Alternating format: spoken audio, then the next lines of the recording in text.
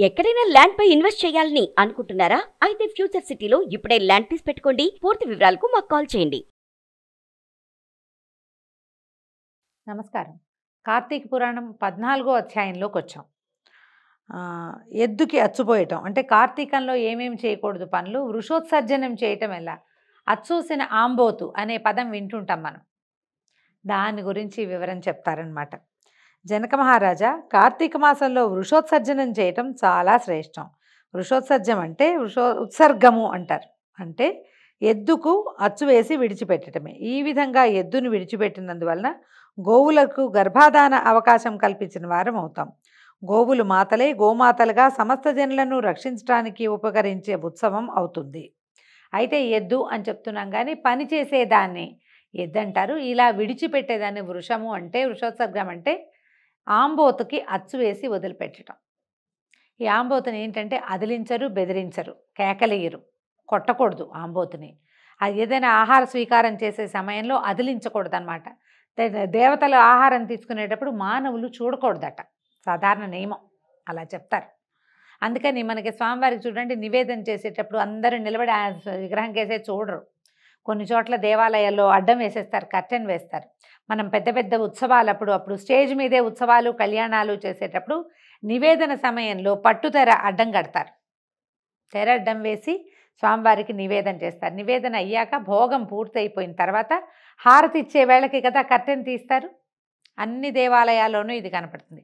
మనం కూడా ఇంట్లో నైవేద్యం పెట్టేటప్పుడు పెద్దగా ఆహారం కేసి స్వామికేసి అట్లా చూడకూడదు అని చెప్తారు. దేవతాహారం లాగా ఇలా ఈ మనం వదిలిపెట్టినటువంటి ఆంబోతు, అచ్చువేసి వదిలిపెట్టినటువంటి ఆంబోతు దేవతల ఆహారం తీసుకునేలాగా లాంటి భావనతోటి చూడకూడదు, వదిలిపెట్టేయాలంటారు. కొట్టరు, కేకలేయరు. ఆయన ఎద్దు ఆంబోతు అని వాడు వీడు అది కూడా అనరు, బాబు అంటారు. తండ్రిగా భావిస్తారనమాట ఎద్దుని, ఈ ఆంబోతుని. అయితే ఇదేంటంటే ఊళ్ళో ఉన్న ఏ ఆవుతోటైనా కూడి ఆవులకి గర్భాధానం అయిపోతుంది, సహజంగా జరిగే క్రియ. దానంతటా అది ప్రయత్నం చేసేటట్టుగా చేస్తారనమాట. పెంపుడు ఆంబోతులు ఉంచుకునే వాళ్ళు ఉంచుకుంటారు ఇళ్లలో, అంటే గోశాలలో ఉన్నవాళ్ళు. ఇలా అచ్చు వేసి భగవంతుడి పేరు మీద వదిలిపెట్టడం అనేది ఒక ప్రత్యేకమైన క్రియ. మనకి వేములవాడ అక్కడ స్వామికి అంటే లింగమూర్తికి, ఎక్కడైనా శివుడికి లేదా వెంకటేశ్వర స్వామికి కూడా కోడలిని ఇవ్వటం అనేది కొన్ని చోట్ల ఆచారంగా కనపడుతుంది. వేములవాడ రాజరాజేశ్వర స్వామికి కోడలు ఇవ్వటం చాలా మంచి ప్రత్యేకమైన ఆచారంగా కనిపిస్తుంది. భగవంతుడికి సమర్పిస్తారు, గోశాలలో కలిపేస్తారు కోడల్ని. లేదా మనం ఊళ్ళలో చేసేటప్పుడు ఏం చేస్తారంటే ఏదైనా ఒక ప్రత్యేక ఉత్సవం చేసి వృషోత్సర్జనం అనే కార్యక్రమాన్ని చేస్తారు. గోదానం చేయటము అవి అందరూ చేసేది. వృషోత్సర్జనం పెద్ద కార్యక్రమం, చాలా ప్రత్యేకమైనది. ఆ ఒక పల్లెటూళ్ళలో విరివిగా చేసేవాళ్ళు ఇప్పుడు కొంచెం తక్కువే కనిపిస్తుంది. అచ్చోసిన ఆంబోతు అంటారు, ఆ అచ్చు కూడా వేస్తారు. వేస్తే ఇంకా ఇది స్వామివారి ఆంబోతు, ఆమెను ముట్టుకోకూడదు, ఆయన్ని ముట్టుకోకూడదు, కోడని ముట్టుకోకూడదని పెట్టుకుంటారు. ఇది యంగ్ ఏజ్లో ఉండగానే వదిలిపెడతారు. అయితే దాని గురించి వివరం చెప్తారనమాట. అలాంటి ఉత్సవం ఏదైనా మనం చేయదలుచుకుంటే కనుక కార్తీకంలో చేస్తే అత్యద్భుతమైన ఫలితం లభిస్తుందట. అంతంతవి చేయలేమండి అంటే కనుక మనం గోశాలల దగ్గర అక్కడ ఒక కోడెకి చిన్నగా కొంత అమౌంట్ ఇచ్చి ఆ కోడెని మనం స్వాధీనం చేసుకుని దాన్ని దానం చేసినట్టుగా కూడా అలాంటి ప్రక్రియ కూడా చేయొచ్చు. మనం ఆరోగ్యంగా ఉండగానే మన నాన్నలు తాతలు ఎవరైనా పెద్దవాళ్ళు ఇంట్లో ఉంటే వాళ్ళ పేరుతోటి వాళ్ళతోటే స్వయంగా గోదానం చేయించవచ్చు, ఇలా వృషోత్సర్జన చేయించవచ్చు. ఇది ఒక పెద్ద ప్రత్యేకమైన కార్యక్రమం. ఆసక్తి ఉన్న వాళ్ళు చేసుకోవచ్చు. మనకి ఇప్పుడు అవకాశాలు చాలానే కనిపిస్తున్నాయి. అయితే ఏం చెప్తున్నారు, దీనివలన అంటే వృషోత్సర్జనం చేయటం వల్ల గయలో శ్రాద్ధం పెట్టిన పుణ్యానికి 1000 రెట్లు పుణ్యం కలుగుతుంది. కార్తీక మాసంలో ఈ ఆంబోతుని ఎచ్చువేసి విడిచిపెట్టినందువల్ల పుణ్యము పురుషార్థము లభిస్తాయి. మనకు ముక్తి మోక్షము సిద్ధిస్తాయి. పితృదేవతలు సంతృప్తి పడి తరిస్తారు. కార్తీక పౌర్ణమి నాడు ఉసిరికాయల్ని దానం చేస్తే మోక్షం లభిస్తుంది. అంటే కార్తీకంలో చేయవలసిన పనులు అనేది ప్రత్యేకంగా చెప్తున్నారనమాట. ఈ ఉసిరికాయలు దానం చేయటం ఎలా, దానం చేయాలంటే బ్రాహ్మడికి దానం చేయటం అనేది ఒక సాధారణ నియమం అండి. ఉసిరికాయలు ఒక సేరు ఉసిరికాయల్ని మనకి ఇప్పుడు దొరుకుతాయి కదా ఉసిరికాయలు, దాని మీద దక్షిణ తాంబూలం పెట్టి 11 రూపాయల నుంచి ఎంతైనా పెట్టచ్చు. రూపాయలు పెట్టడము, తర్వాత తాంబూలం పెట్టి తాంబూలము దక్షిణ పెట్టి ఎవరైనా బ్రాహ్మడికి ఇవ్వచ్చు, ముత్తైదువుకి ఇవ్వచ్చు, బ్రహ్మచారికి కూడా ఇవ్వచ్చు. బ్రహ్మచారికి ఇచ్చినా కూడా ఫలితం లభిస్తుంది. ఆ ఉసిరికాయతో వాళ్ళు ఏదో పదార్థం చేసుకుని తింటారు. ఆ తిన్నన్నాళ్ళు మనకు ఒక పాజిటివ్ వైబ్రేషన్ దానివల్ల. ఈ ఉసిరికాయ దానం అంటే 2 కాయలు మాత్రం కాదండి, ఉపయోగపడేలాగా ఆ వస్తువుని వాళ్ళు వాడుకునేలాగా చేయొచ్చు. ఒక అరకిలో కాయలైతే పచ్చడో ఏదో ఒక పదార్థం తయారవుతుంది కదా, అలా ఇవ్వండి. అది చాలా మంచిది. ఇప్పుడు ఉసిరికాయ దానం, ఇప్పుడు నేను నేను తాంబూలం ఇచ్చాను ఒక మొత్తైదుకి, అమ్మో వీళ్ళు ఉసిరికాయలు ఇచ్చారు మనకేదో కొంపనిపోతున్నామని ఏం భయపడక్కర్లేదు. మంచిదే అది తీసుకోవటం కూడా. ఇవ్వడం ఎలా మంచిదో పుచ్చుకోవటం కూడా అలాగే మంచిది. చక్కగా ధైర్యంగా తీసుకుని వాడేసుకోవచ్చు, ఏమీ భయం లేదు, కుదిరితే చేయొచ్చు ఇట్లా. తర్వాత కార్తీక వ్రతాన్ని చేసే ముందు శివలింగాన్ని దానం చేస్తే 7 తరాల వాళ్ళు మోక్షాన్ని పొందుతారు. అయితే కార్తీక వ్రతము అని చెప్తున్నారు చూడండి, దీక్షాపరులు కొంతమంది ఏం చేస్తారంటే 30 రోజుల పాటు కార్తీక వ్రతాన్ని తీసుకునే వాళ్ళు ఉంటారు. 30 రోజులు కార్తీక వ్రతం చేసేవాళ్ళు సాధారణంగా యంగ్స్టర్స్ చిన్నవాళ్ళు చేయలేకపోతారండి. 30 రోజులు పగలు భోజనం చేయొద్దు, రాత్రిపూట భోజనం చేయాలి. 30 రోజులు దేవాలయ దర్శనం చేయాలి, 30 రోజులు నదీ స్నానం చేయాలి, 30 రోజులు దీపాలు పెట్టుకోవాలి, ప్రతిరోజు దీపదానం చేయాలి. ఇలా నిష్టగా కొన్ని పదార్థాలు అస్సలు తినకూడదు. గుమ్మడికాయ, వంకాయ చెప్తారు, ముళ్ళ వంకాయలు, ఏమేం కూరలు తినకూడదు ఇంకో అధ్యాయంలో వస్తుంది. ఫలానా అవి తినకూడదు, ముల్లంగి, ములక్కాడలు అవి తినకూడదు. ఇప్పుడు చిన్న వయసు వాళ్ళు ఆఫీసులకి, ఉద్యోగాలకి, వ్యాపారాల్లోనూ అంటే పనిచేసే వయసులో ఉన్నవాళ్ళు ఇన్ని రకాల నియమాలు ఎలా పాటిస్తారు? అందుకని ఏం చెప్తారు మనకి, ఏదో వారంలో ఒకరోజు ఉపవాసం ఉండండి, సోమవారం అయినా ఉండండి, ఏకాదశి నాడైనా ఉండండి, ఒక్కరోజైనా చెయ్యి అని చెప్తారు. ఒక్కరోజు చేసినా ఫలితం లభిస్తుంది అని చెప్తారు. అందుకని మనలాంటి సాధారణంగా ఏం చేస్తాము, 4 సోమవారాలు ఉపవాసం ఉంటాం, పౌర్ణమి నాడు ఉపవాసం ఉంటాం, లేదా 2 ఏకాదశులు ఉపవాసం ఉండి ద్వాదశి నాడు పారణ చేసేసుకుంటాం. ఇలా చేయడానికి ప్రయత్నం చేస్తాం. అలా కాకుండా కొంచెం పెద్ద వయసు వాళ్ళయ్యి ఇంకేమి ఇహలోకంలో పెద్ద ఇబ్బందులు లేని వాళ్ళు, పిల్లల్ని స్కూళ్ళకి పంపించాలి, కాలేజీలకు వెళ్ళాలి, తమే ఏదో ఉద్యోగం చేయాలి, వ్యాపారం చేయాలి, పొద్దుస్తమానం పని చేయాలి, ఈ బాధలు లేని వాళ్ళు, లేదా ప్రగాఢమైన నియమం మీద ఆసక్తి ఉన్నవాళ్ళు, ఆ నియమం దాని మీద ఆసక్తి, అమిత భక్తి ఉన్నవాళ్ళు తప్ప సాధారణంగా చేయగలిగేది కాదు. ఇలా వ్రతపరులు ఎవరైతే ఉంటారో వాళ్ళు గనక వ్రతాన్ని మొదలుపెట్టే రోజు అంటే బలిపాడ్యమి నాడే మన శివలింగ దానం చేయొచ్చు. సాధారణంగా ఎవరైనా కూడా ఏ శ్రీశైలమో ఎక్కడైనా దేవత దర్శనానికి వెళ్తే ఓ లింగం కనుక పట్టుకొస్తే ఎవరికైనా ఇస్తే మీకు మంచి ఫలితం లభిస్తుంది. తర్వాత సాలగ్రామ దానం ఒకటి విశేషంగా చెప్తారు. సాలగ్రామాలు మొత్తం నెల మొదటి నుంచి అమావాస్య దాకా, బలిపాడ్యమి నుంచి కార్తీక అమావాస్య దాకా పోలిపాడ్యమి లోపల ఏ రోజు కుదిరితే ఆ రోజు శివలింగ దానం కానీ సాలగ్రామ దానం కానీ విశేషమైన ఫలితాన్ని ఇస్తాయి. ఏటా ఇవ్వచ్చు, ఎప్పుడో ఒకసారి కుదిరినప్పుడు జీవితంలో ఒక్కసారి చేసుకుందాం అని ఒక్కసారైనా చేసుకోవచ్చు. ఇవేంటంటే నర్మదా బాణలింగాలు దొరుకుతాయి. బాణలింగం అంటే ఇట్లా కోలగా ఉంటుంది, పానువట్టం లేకుండా దొరుకుతుంది, గుండ్రంగా, అంటే మనకి ఎట్లా కోలగా ఉండి నున్నగా ఉంటాయి అవి కానీ, లేదా గండకి నదిలో దొరికేటువంటి సాలగ్రామాలను కానీ స్వయంగా తెప్పించుకుని కానీ, ఎవరితోటైనా మనమే తెచ్చుకుని లేదా ఎవరితోటైనా తెప్పించుకుని కానీ దక్షిణ సహితంగా ఎవరైనా సద్బ్రాహ్మడికి, ఇప్పుడు బాణలింగాలు సాలగ్రామాలు ఎవరికి ఇస్తామండి, ఏదో ముత్తైదుకి బ్రహ్మచారికి కాదు, ఎవరైతే అర్చన చేసుకుంటారో వారికి ఇస్తే ఫలితం. మనం ఎవరో బ్రాహ్మడికి ఇచ్చాం, ఆయన తీసుకెళ్ళి వాళ్ళ బాల్కనీలో చెట్టు మొదట్లో పెట్టాడు, లేకపోతే షోకేస్లో పెట్టుకున్నాడు, వాళ్ళ దగ్గర ఉండే దేవతార్చన పెట్టెలో పక్కన పడేశాడు, అలా వాళ్ళకి ఇవ్వకూడదండి. దానివల్ల ప్రయోజనం లభించదు. మనకు ప్రయోజనం ఎప్పుడు వస్తుందంటే అర్చన చేసుకునే వాళ్ళకి, నిత్యము అభిషేకం చేసుకునే వాళ్ళకి ఇంకొక శివలింగాన్ని ఇస్తే వాళ్ళు దాన్ని కూడా అర్చన చేస్తారు. అది అర్చన చేసినందుకు వాళ్ళకి ఫలితము. ఆ అర్చన చేయగలిగే శివలింగాన్ని వాళ్ళకి అప్పచెప్పినందుకు మనకు కూడా ఫలితం లభిస్తుంది. అలా ఆలోచించి చేయాలి. దానం చేయమన్నాం కదా అని తాంబూలాలు ఇచ్చేసినట్టుగా అందరికీ తలా ఒక తాంబూలం ఇస్తాం, పేరెంటానికి వచ్చిన వాళ్ళందరికీ ఇచ్చినట్టు తరచుగా చేసేయటం లాంటివి మాత్రం చేయబోకండి. అదంత తెలివిగల పని కాదు. ఆ దానం అంత ఫలితాన్ని కూడా ఇవ్వదట. 2-3 చోట్ల కార్తీక పురాణంలో చెప్తారు, ఉపయోగపడని దానం చేయొద్దు అని. ఇంకా ఏం చెప్తున్నారు, ఇప్పుడు ఇవి కార్తీక వ్రత దీక్షాపరులకి ఇవి ఉపయోగపడతాయి. ఉసిరికాయల దానం, దీపదానం, దీపారాధన, ఈ లైన్ అన్నిటితో పాటు సాలగ్రామ దానము, శివలింగ దానము, వృషోత్సర్జనము, కన్యాదానం ముందు రోజు చెప్పుకున్నాం కదా, ఇలాంటివి ప్రత్యేకమైనవి మంచి ఫలితాన్ని ఇస్తాయి. ఏటా చేయలేకపోయినా జీవితంలో ఒక్కసారైనా ఇలాంటి దానాల్లో ఒక్కటైనా చేసుకోవాలి. దానివల్ల మంచి ఫలితం లభిస్తుందట. ఇక కార్తీకంలో ఏం చేయకూడదు అనేది చెప్తున్నారు చూడండి. కార్తీక మాసంలో స్నానం మానకూడదు, వేడి నీళ్ళతోటి స్నానం చేయకూడదు. అలాగని వేడి నీళ్ళ స్నానం పనికిరాదు. వేడి నీళ్ళతో చేసేది, ఇంట్లో చేసే స్నానం కళ్ళుతో స్నానం చేసినట్టుట. అంత దుష్ఫలితాన్ని ఇస్తుంది. అందుకని ఏం చెప్తున్నాము, పొద్దున్నే ఇంట్లో కాస్త గోరువెచ్చగా ఉన్న నీళ్ళు కాస్త సుమారుగా, అంటే మన ఓవర్ హెడ్ ట్యాంక్లో నీళ్ళు కాకుండా బోర్ వాటర్ అయితే కొంచెం వెచ్చగా ఉంటుంది. భూ సంబంధమైన జలాలని కనుక మరి తప్పదు, బయటికి వెళ్ళి చేయలేకపోతాము. అధమ స్నానం అయినప్పటికీ తెల్లవారుజామునే స్నానం చేయటం, సూర్యోదయాత్ పూర్వమే స్నానం చేసి తీరాలి కార్తీకంలో. ఇది ఎవరికి? అందరికీనా అండి? మేము చేయలేకపోతున్నాం ఎలాగండి? అయ్యో ఇప్పుడు ఏదో పాపాలు వస్తాయి, 20 నరకాలు వస్తాయని బెంగ పెట్టుకోద్దండి. ఎవరైతే వ్రతపరులో వాళ్ళు, మీరు కార్తీక సోమవారం ఉపవాసం ఉండదలుచుకుంటే ఆ రోజు ఎర్లీ మార్నింగ్ లేచి స్నానం చేయండి. ఆ రోజు చన్నీళ్ళు పోసుకోండి.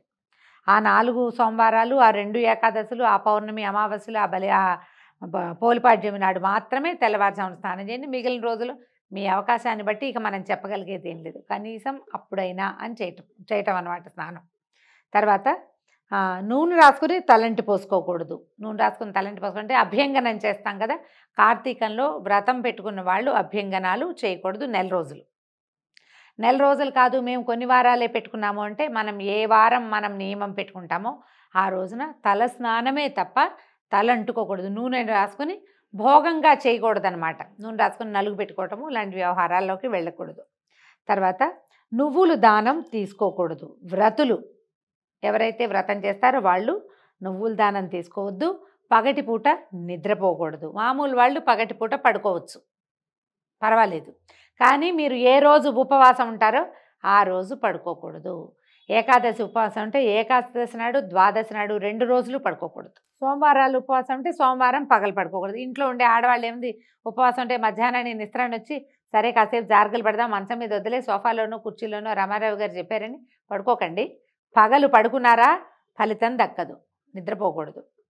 తర్వాత సంస్కారహీనుడైన వాడి ఇంట్లోనూ, కులభ్రష్టుని ఇంట్లోనూ ఆహారం తీసుకోకూడదు.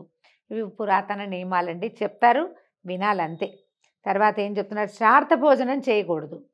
శ్రార్థ భోజనం అంటే ఇప్పుడు మన ఇంట్లోనే ఎవరైనా పెద్దవాళ్ళది తద్దినం తిథి వచ్చింది అనుకోండి, ఈ తిథి వచ్చినాడు వాళ్ళే కర్తలైతే చేయగలిగేది ఏమీ లేదు. ఇక మరి తప్పదు కదా. ఇతరుల ఇంట్లో శ్రార్థ భోజనం చేయకూడదండి. మనమే తండ్రితో తాతతో మన ఇంట్లోనే పెడితే మనమే కర్తలమైనప్పుడు ఇంకా తప్పేదేముంది, అది తప్పదు కదా. అది కాదు, ఇతరుల ఇంటికి వెళ్ళి తద్దినానికి భోక్తగా వెళ్ళకూడదు, తద్దినం భోజనం చేయకూడదు. ఇలా కార్తీకంలో నియమం పెట్టుకున్న వాళ్ళు ఒకవేళ ఆ తద్దినాలు సోమవారాలు కానీ మనం ఉపవాసం ఉండే రోజుల్లో కానీ వస్తే ఆ రోజున అసలు వెళ్ళకూడదట. తర్వాత పరాయి వారి ఇంట్లో ఏకాదశి నాడు భోజనం చేయకూడదు, మనకు తెలిసిన నియమమే.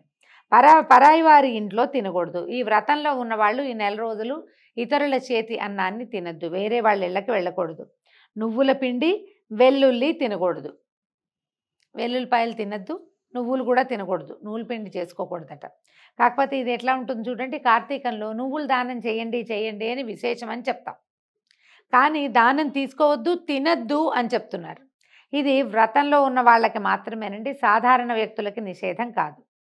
తర్వాత దీపారాధన చేసే విషయంలో నిర్లక్ష్యం చేయకూడదు. దీపారాధన జాగ్రత్త. పొద్దున సూర్యోదయాత్పూర్వం స్నానం చేస్తాం, సూర్యోదయం టైంలో దీపం పెట్టుకోవచ్చు, అలాగే సూర్యాస్తమయానికి కూడా దీపం పెట్టుకోవచ్చు. దేవాలయంలో కనీసం ఈ వ్రతంలో ఉన్న వాళ్ళు ఒక్కసారైనా నెలలో దేవాలయ దీపారాధన చేయాలి మర్చిపోకుండా. నదీ తీరాల్లో చేసేవి, వృక్షాల వనాల్లో చేసే దీపాలు అత్యద్భుతమైన ఫలితం ఇస్తాయి. అందుకని మామూలు వాళ్ళు నెలంతా ఉపవాసాల హడావిడి అది చేయలేక కేవలం వారాలు మాత్రమే చేసేవాళ్ళు ఆ రోజున శ్రద్ధగా పొద్దున సాయంత్రం దీపం పెట్టుకోవడం. ఊరికే ఉపవాసం అంటే ఓ పూట అన్నం మానేస్తే సరిపోతుంది, కొంచెం డైటింగ్ లాగా ఉంటుందని భావించొద్దండి. ఉపవాసాన్ని శ్రద్ధగా చేయండి, దాంతోపాటు దీపారాధనని కూడా శ్రద్ధగా చేసుకోవాలి. కంచు పాత్రలో అన్నం తినకూడదు. కంచులు ఇప్పుడు ఎవరు తింటున్నాము, కంచు పాత్రలు ఏం లేవు, అందరి దగ్గర స్టీల్ పళ్ళాలు ఉంటాయి, లేదా గ్లాస్వి లేదా ప్లాస్టిక్వి ఉంటున్నాయి. అక్కడక్కడ కొంతమంది వెండి కంచాల్లో తింటారు. ఆకులో భోజనం చేయడం చాలా మంచిదట. ఇవి ఈ నెల రోజులను కంచు పాత్రల్లో మాత్రం భోజనం చేయొద్దు అని చెప్తున్నారు. తర్వాత వ్రతాలు ఆరాధనలు చేసేవారితోటి వెటకారాలు ఆడకూడదు. ఎవరైతే ఈ నోవులు చేసుకుంటారో వాళ్ళతోటి వెటకారాలు ఆడకూడదు, వాళ్ళని హేళన చేయకూడదు. ఏమిటో మీకు చాదస్తం, దీనివల్ల ఏమొస్తుంది, పుణ్యం వస్తుందా, అది వస్తుందా, స్వర్గం వస్తుందా, అది నువ్వు వెళ్ళావా, కొన్ని మీ తాతయ్యలు చెప్పాడు, అలాంటి పిచ్చి మాటలు మాట్లాడకూడదు. హేళన అస్సలు చేయకూడదు. ఎవరు వ్రతం చేస్తారో వాళ్ళ పట్ల మర్యాదగా భయభక్తులతోటి వ్యవహరించాలట. తర్వాత వేదశాస్త్రాలను ధర్మశాస్త్రాలను నిందించకూడదు. కార్తీకంలో ఈ నియమాల్ని పాటించిన వాళ్ళు శుభాలనే పొందుతారు. మనం ఇలా జాగ్రత్తగా ఉండాలి. కార్తీకం అంతా ఆటలు ఆడకూడదండి. ఎప్పుడు కూడా పర్వదినాలని మనకి ఎందుకు చెప్తారు పెద్దవాళ్ళు? ఈ పర్టికులర్ డే అని ఎందుకు చెప్పుంటారు? ఏకాదశి నాడు ఉపవాసం. ఏమి దశమి దాకా ఉన్న 10 రోజులును తర్వాత ఉన్న 4 రోజులు ఎందుకు చెప్పలా ఉపవాసం చేసి తీరాలి అన్నది? ఏకాదశి నాడు అంటే తిథి మారిన తర్వాత ఆ ఏకాదశి తిథిలోకి ప్రవేశించినప్పుడు మనకి ప్రపంచంలో అంటే భూగోళంలో జరిగేటువంటి ఒక ప్రకృతిలో జరిగేటువంటి తేడా ఏదో ఉంది. దాన్ని మనం తెలుసుకోలేకపోతున్నాం. ఈ రోజున మనుషులు కడుపు నిండా అన్నం తినకూడదు. దానివల్ల వాళ్ళకి ఆరోగ్యమో శారీరక మానసిక అనారోగ్యాలు ఏవో వస్తాయి. అందుకని ప్రత్యేకంగా ఈ 11వ రోజుని లెక్క పెట్టారు. ప్రత్యేకంగా ఎందుకు చెప్పుంటారు? దానికి ఏదో కారణం ఉండుంటుంది కదా. ఇది పైగా ఈ కాలంలోనే కాదు, మన ముందు కాలాల్లో కూడా ఏకాదశి నియమాలు ఉన్నాయి. కృతయుగం నుంచి ఏకాదశి కలియుగం దాకా మారలేదు. కృతయుగంలోనూ ఏకాదశి కథను మనం అంబరీషోపాఖ్యానంలో వింటాం. త్రేతాయుగంలో రాముల వారు ఏకాదశి నియమం ఉన్నాడని వింటాం. భారతంలోనూ ఏకాదశి కథలు వింటాం. ధర్మరాజు ఏకాదశి నాడు ఇది చేసి ఉపవాసం ఉండి ద్వాదశి నాడు పారాయణ చేశాడు, 1000 మంది ఋషులకు భోజనం పెట్టాడని మహాభారతంలో స్పష్టంగా కనబడుతుంది. 5-6 చోట్ల కనిపిస్తుంది. మన యుగంలో మనకు తెలుసు, మన తాత ముత్తాతలు అందరూ కూడా ఏకాదశి ఉపవాసం ఉండేవాళ్ళు. ఇప్పుడు మనం ఏదో చాలామంది మానేసామనుకోండి, అసలు తిథులు చూడటమే మానుకున్నాము. ప్రత్యేకంగా ఇలా చెవి నీళ్ళు కట్టుకుని పోరేస్తాం కాబట్టి ఏవో కొన్ని కాస్త జనాలకు కొంత మటుకు తెలుస్తోంది. దీని మీద బోల్డు భయాలు. మనం ఎప్పుడు చేయలేదు కదా, ఎలా ఉంటుందో అలాగా ఇలాగా, అలా చేస్తే ఏమవుతుంది, ఇలా చేస్తే అలా అవుతుందేమో అని టెన్షన్లు వస్తుంటాయి మనకి.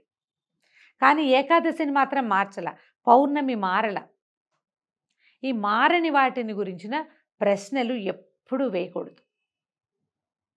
ప్రత్యేకంగా ఏర్పరిచి పెట్టారు అంటే దీన్ని చేయవలసిన విధి ఇది. ఈ విధి ప్రకారం చేసుకుంటూ వెళ్ళటమే. లేదా చెయ్యలేవు మానేసేయి, మానేయి, బలవంతం కాదు. నువ్వు ఇతరులను విమర్శించకూడదు. ఈ చేయబడిన విధిని ఏదైతే చెప్పబడిందో విధిగా దానిని ఆచరించే వాళ్ళు ఎవరైనా ఉంటే వాళ్ళని ప్రశ్నించేవాడుగా నువ్వు మారొద్దు. పురాణం పదే పదే చెప్తుంది. ఇప్పుడు మనం చెప్తాం చూడండి, మనం నెవర్ ఎవర్ జడ్జ్ మీ అని. ఎవ్వరూ మనని జడ్జి చేయకూడదు, మన ఎవరు ప్రశ్నించకూడదు. నా పరిస్థితికి నేను చేసింది నా వరకు కరెక్టు అని ప్రతి వాళ్ళకి ఇదే భావజాలం ఉన్నప్పుడు, ఎవరైనా ఉపవాసం ఉన్నప్పుడో వ్రతమో నియమమో పెట్టుకున్నప్పుడో ఎందుకు మనం ప్రశ్నించాలి? దాని మీద నీకేం ఉపయోగం లేదు, అవసరమూ లేదు. పురాణం చాలా మెత్తగా అమ్మలాగా చిన్న క్లాసు టీచర్ లాగా చెప్తుందండి. చేయొద్దు, తప్పు. ఎందుకు అంటే నీ ప్రశ్నకి సమాధానం రాదు, నువ్వు ఆలోచించుకోవాలి అంతే. ఆ ఆలోచించుకుని ఏది చేయకూడదో అది చేయకూడదని బోధిస్తుంది పురాణం. స్మూత్గా చెప్తుందన్నమాట. గోసంతతిని పెంచే ప్రయత్నం చేయాలని ఈ అధ్యాయం సూచిస్తోంది. ఎలా సూచిస్తుంది చూడండి. వృషోత్సర్జనం చేయండి. ఒక ఆబోతుని అచ్చువేసి వదిలిపెడితే అది ఎన్నో గోవులకి సంతానాన్ని ప్రసాదిస్తుంది. గోసంపద వృద్ధి అవుతుంది. మనమేం ప్రయత్నం చేయక్కల, దానంతటా అదే జరిగిపోతూ ఉంటుంది. ఓసారి గోవు గర్భంతో ఉంది, ఓసారి శిశువు కలుగుతుంది, ఒక దూడ పుడుతుంది, మళ్ళీ కొంతకాలానికి గోవుకు మళ్ళీ సమయం వస్తుంది, ఆ ఊర్లో తిరుగుతున్న ఆంబోతు వల్ల దానికి సంతానం కలుగుతుంది. అట్లా గోసంపద పెరిగేది. గోవుల వల్ల మనకి ప్రపంచానికి ఆరోగ్యం వస్తుంది. పూర్వకాలం నుంచి ఆ నమ్మికతోటే ఉన్నాం మనం. దానివల్లే పంటలు బాగా పండుతాయి. అయితే ఆ విషయాన్ని ఈ అధ్యాయం మనకు తెలియజేస్తుంది. వేదశాస్త్ర పురాణ ఇతిహాసాల్లో మానవులు చేయవలసిన చేయకూడని పనులు చెప్పబడుతూ ఉంటాయి. చేయమని చెప్పిన వాటిని చేయకపోవటము, చేయవద్దని చెప్పిన వాటిని చేయటము రెండు తప్పులే. ముందు చెప్పుకున్నదే, చేయాల్సింది నువ్వు చేయవు, చేయకూడనిది చేస్తావు, రెండు తప్పే కదా. అయితే వాటి వల్ల రెండిటి వల్ల కూడా పాపం సంభవిస్తుంది. కాబట్టి శాస్త్రం చేయమన్న వాటిని చేయటం, వద్దన్న వాటిని మానేయడము మానవుని యొక్క ప్రధాన కర్తవ్యం. కనుక శాస్త్రంలో చెప్పినట్టుగా చేసి గోసంతతిని రక్షిస్తే తద్వారా దేశము సుభిక్షంగాను శాంతితోటి ఉంటుందని తెలుసుకోవాలి. ఇప్పుడు ఇలాంటప్పుడు అండి మనం ఏదైనా మొక్కుకోవాలనుకుంటే ఇలా మొక్కుకోవచ్చు. మనం ఫలానా దేవాలయానికి ఆవులు ఇస్తాము, ఎక్కడైనా గోశాలకి ఓ ఆవుని ఓ దూడని తెప్పించి పెడతాము, ఇస్తాము, ఒక ఆంబోతుని అచ్చువసి వదిలిపెడతాము అని కూడా మొక్కుకోవచ్చు. అంటే అవి కూడా చాలా అత్యద్భుతమైన క్రియలు. మనకు తెలియదు మొక్కోవడం అంటే కొబ్బరికాయలు కొట్టడం, భోజనం మానేయటమే మొక్కుంటూ ఉంటాం మనం. ఇలాంటి మొక్కు కనుక మొక్కితే కార్తీకంలో మొక్కిన మొక్కు సంవత్సరంలో ఎప్పుడైనా తీర్చొచ్చు. ఇప్పుడు చెప్పుకున్నాం అనుకోండి, అది కూడా దాన ప్రక్రియ కిందకే వస్తుంది. మనకి దానివల్ల లభించవలసిన మంచి ఫలితం లభిస్తుంది. దీంతో 14వ రోజు అధ్యాయం పూర్తయింది. మళ్ళీ రేపు ఉదయం 15వ రోజు అధ్యాయంలో కలుసుకుందాం. నమస్కారం.